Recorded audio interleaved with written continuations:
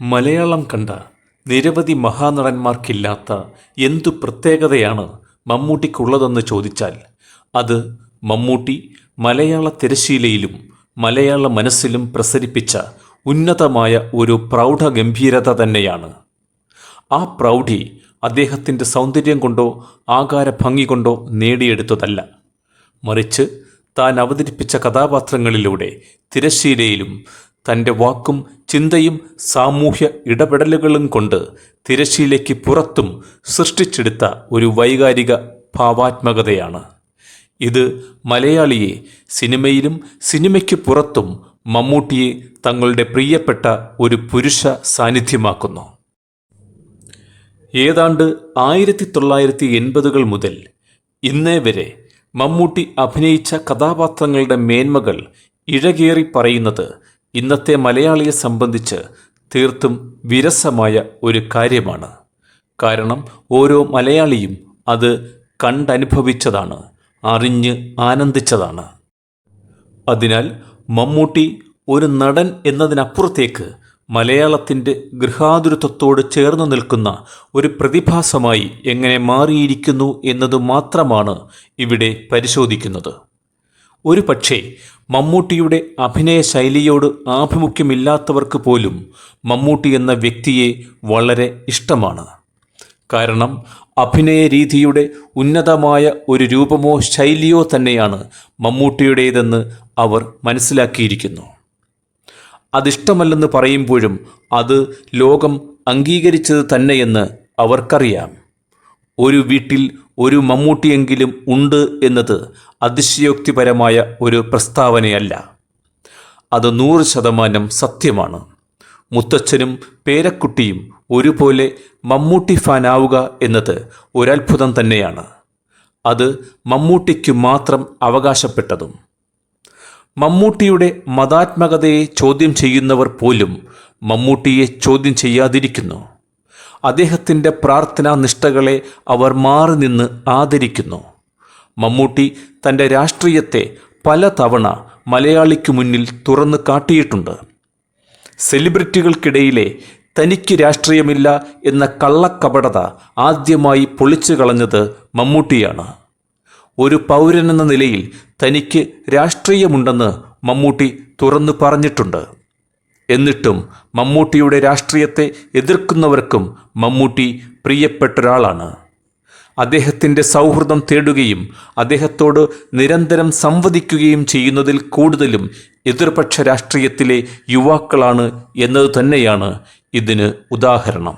ഇതിനു കാരണം മമ്മൂട്ടി പകർന്നു നൽകുന്ന ജ്യേഷ്ഠഭാവം തെളിമയും ശുദ്ധിയുമുള്ളതാണെന്ന് അവർക്കുറപ്പുണ്ട്. അതിനാൽ അവർ അദ്ദേഹത്തോട് ചേർന്ന് നിൽക്കുകയും തുറന്ന് സംവദിക്കുകയും ചെയ്യുന്നു.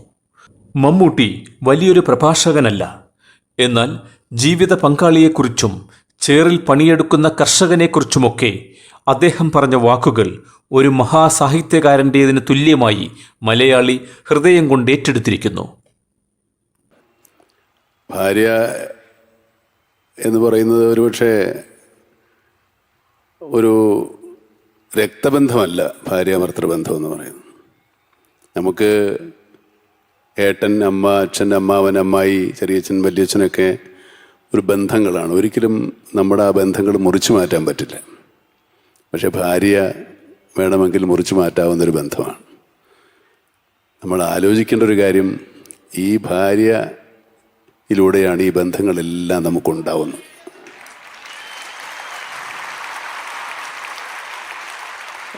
മുറിച്ചു മാറ്റാവുന്ന ഒരു ബന്ധത്തിൽ നിന്നാണ് മുറിച്ചു മാറ്റാൻ പറ്റാത്ത ഒരുപാട് ബന്ധങ്ങൾ നമുക്കുണ്ടാവുന്നത്. അപ്പോൾ ഭാര്യാഭർത്തൃ ബന്ധം എന്ന് പറയുന്നത് വളരെ ദിവ്യമായൊരു ബന്ധമാണ്. പരസ്പരം രണ്ട് മനുഷ്യരും മനസ്സിലാക്കി, രണ്ട് തരം ചിന്തകളും ചിന്താഗതികളും രണ്ട് മനസ്സും. ഒരു മനുഷ്യൻ കൃഷി ഇതുണ്ടാക്കുന്ന ഭക്ഷണം മുഴുവൻ ഭക്ഷ്യവസ്തുക്കളൊന്നും അയാൾ മാത്രമല്ല കഴിക്കുന്നത്. നമ്മളെല്ലാവരും ഇന്ന് ഉച്ച കൂണ് കഴിച്ചവരാണ്. ഈ ഭക്ഷണത്തിൻ്റെ വറ്റുപോലും നമ്മൾ അധ്വാനിച്ചുണ്ടാക്കിയതല്ല. വേറെ ആരോ ഒക്കെ മണ്ണിൽ പണിയെടുത്ത് കഷ്ടപ്പെട്ട് വെള്ളം കോരി വളം വെച്ചുണ്ടാക്കിയ ഭക്ഷണ പദാർത്ഥങ്ങളാണ് നമ്മൾ കഴിക്കുന്നത്. അപ്പോൾ അത് അവരെ ഓർക്കാനും കൂടെയാണ്. അങ്ങനെയുള്ള ആളുകൾ ഇതിൻ്റെ പിന്നിൽ ഇങ്ങനെ ഒരു ത്യാഗം കൂടെ ഉണ്ട് എന്ന് മനസ്സിലാക്കുകയും കൂടി ചെയ്യുന്നതാണ്. അവരൊക്കെ ചേറിൽ കാല് വയ്ക്കുന്നത് കൊണ്ടാണ് നമ്മൾ ചോറിൽ കൈവയ്ക്കുന്നത്. മമ്മൂട്ടിയെപ്പോലെയാവുക, നീ എന്താ മമ്മൂട്ടിയാണോ തുടങ്ങിയ ചോദ്യങ്ങളൊക്കെ മലയാളിയുടെ സാമൂഹ്യ ജീവിതത്തിലെ സ്ഥിരം ചോദ്യശൈലികളാണ്. അത്തരം ചോദ്യങ്ങൾ കൊണ്ട് മമ്മൂട്ടിയെപ്പോലെ സുന്ദരനാവുക അല്ലെങ്കിൽ മമ്മൂട്ടിയെപ്പോലെ അഹങ്കാരമുള്ളവനാവുക എന്നതൊക്കെയാണ് ഒളിഞ്ഞിരിക്കുന്ന അർത്ഥധ്വനികൾ. എന്നാൽ അങ്ങനെ ചോദിക്കുമ്പോഴും മമ്മൂട്ടിയുടെ സൗന്ദര്യം അനുകരിക്കേണ്ടതും മമ്മൂട്ടിയുടെ അഹങ്കാരമെന്നത് ആരുടെ മുന്നിലും തലകുനിക്കാത്ത ഒരു ആൺ പെരുമയാണെന്നും ഇന്ന് സകല മലയാളികൾക്കും അറിയാവുന്നതാണ്. മമ്മൂട്ടി തൻ്റെ സോഷ്യൽ മീഡിയയിൽ പങ്കുവയ്ക്കുന്ന പുത്തൻ ട്രെൻഡി ലുക്കുകൾ കണ്ട് മലയാളത്തിൻ്റെ കൗമാരം കൈയടിക്കുന്നത് അദ്ദേഹത്തിൻ്റെ പ്രായത്തെ ഓർക്കാതെയല്ല. പ്രായത്തെ വെല്ലുവിളിക്കാൻ നിങ്ങൾക്കും സാധിക്കണമെന്ന് അദ്ദേഹം അവരെ ഓർമ്മിപ്പിക്കുകയും ഉത്തേജിപ്പിക്കുകയും ചെയ്യുന്നത് കൊണ്ടാണ്. തോറ്റുമടങ്ങാൻ ഇഷ്ടമാകാത്ത ഒരു മഹാപോരാളിയുടെ മനസ്സാണ് ന്യൂ ജനറേഷൻ മമ്മൂട്ടിയിൽ കാണുന്നതും അംഗീകരിക്കുന്നതും. അഭ്രപാളിയിൽ നിന്നും പുറത്തേക്കിറങ്ങുന്ന മമ്മൂട്ടിയുടെ വല്യേട്ടനായി ഇന്ന് മുഴുവൻ മലയാളിയും അവൻ്റെ വീട്ടകത്ത് ഒരു കസേര ഒഴിച്ചിട്ടിട്ടുണ്ട്. മമ്മൂട്ടി ആ കസേരയിൽ വന്നിരിക്കുകയും തങ്ങളെ ശാസിക്കുകയും സ്നേഹിക്കുകയും ചെയ്യണമെന്ന് അവരാഗ്രഹിക്കുന്നു. മമ്മൂട്ടിയുടെ ജീവകാരുണ്യ പ്രവർത്തനങ്ങൾ, മമ്മൂട്ടിയുടെ സാമൂഹ്യ ഇടപെടലുകൾ, സാമൂഹ്യ സംവാദങ്ങൾ ഇവയൊക്കെ തന്നെ ഒരു മഹാനടനിൽ നിന്നും മലയാളി ഇഷ്ടപ്പെടുന്ന ഒരു മഹാമനുഷ്യനിലേക്ക് മമ്മൂട്ടിയെ കൊണ്ടെത്തിച്ചിരിക്കുന്നു. ഏതാനും മാസങ്ങളായി മലയാളത്തിൻ്റെ സിനിമാ ലോകം മമ്മൂട്ടിയെ കാത്തിരിക്കുകയാണ്. മലയാളിയുടെ കാതുകൾ മമ്മൂട്ടിയുടെ സ്വരം കേൾക്കാനായി വെമ്പൽ കൊള്ളുന്നു. പ്രിയപ്പെട്ട മമ്മൂക്ക, ഞങ്ങളിലേക്ക് വേഗം മടങ്ങി വരൂ. മലയാളത്തിൻ്റെ പൂമുഖത്ത് വീണ്ടും പ്രൗഢിയോടെ ഇരിക്കൂ. കാലം കവരാത്ത ആ നടന ചാരുത കണ്ട് മലയാളി ഇനിയും ആനന്ദിക്കട്ടെ. Come on TV. Please subscribe to this channel for more facts and news.